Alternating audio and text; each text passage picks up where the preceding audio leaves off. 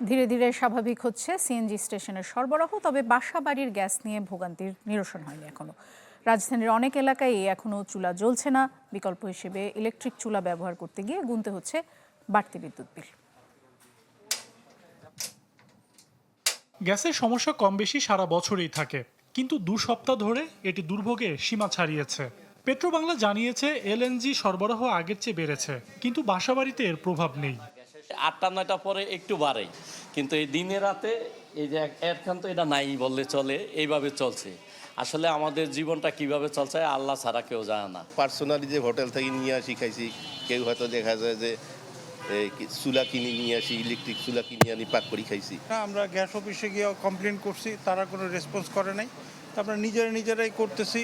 রান্নাবান্নার গ্যাসের জন্য অপেক্ষা করতে হচ্ছে গভীর রাত অবধি। এই রাত জাগতে গিয়ে অসুস্থ হয়ে পড়ছেন অনেকে। এছাড়া ইলেকট্রিক চুলা ব্যবহার করতে গিয়ে গুনতে হচ্ছে বাড়তি বিদ্যুৎ বিল। বাংলা কিউআর যেখানে নগদ পেমেন্ট সেখানে। সারা দেশে 10 লাখেরও বেশি মার্চেন্টে নগদে পেমেন্ট করুন খুব সহজে।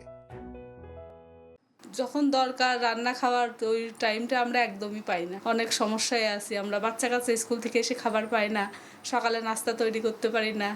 এত টাইম দাঁড়াই থাকতে হয়, যখন গ্যাস আসে তখন একেবারেই কম আসে, তখন অনেক টাইম নিয়ে পায় কিচেনে থাকতে হয়। এই জন্য আমার নিজেরও শারীরিক অবস্থা খারাপ হয়ে গেছে। বাসাবাড়িতে দুর্ভোগ অব্যাহত থাকলেও ফিলিং স্টেশনে শুক্রবার পরিস্থিতির উন্নতি হয়েছে। দেখা যায়নি যানবাহনের দীর্ঘ সারি, তবে পুরো সক্ষমতায় গ্যাস পেতে আরও কয়েকদিন সময় লাগতে পারে বলে জানিয়েছে পাম্প কর্তৃপক্ষ। কালকে পরশু থেকে মোটামুটি একটু ভালো সিচুয়েশনই হয়েছে। প্রেশার মোটামুটি ভালোই থাকে, ইংলেটও মোটামুটি ভালো 8-9 চলে। আজকে 2 দিন ধরে মোটামুটি সিএনজির প্রেশারও আছে, গ্যাসও আছে, কিন্তু অফিস খুললে বোঝা যাবে কিরকম পরিস্থিতি হয়। গেল 21 জুলাই কক্সবাজারের মহেশখালীতে ভাসমান একটি এলএনজি টার্মিনাল আগুনে ক্ষতিগ্রস্ত হয়। এতে রাজধানী সহ বিভিন্ন জায়গায় কমে যায় গ্যাস সরবরাহ। তবে বৃহস্পতিবার ভোর থেকে ধীরে পরিস্থিতির উন্নতি হচ্ছে। সজল সাইক, চ্যানেল 24, ঢাকা।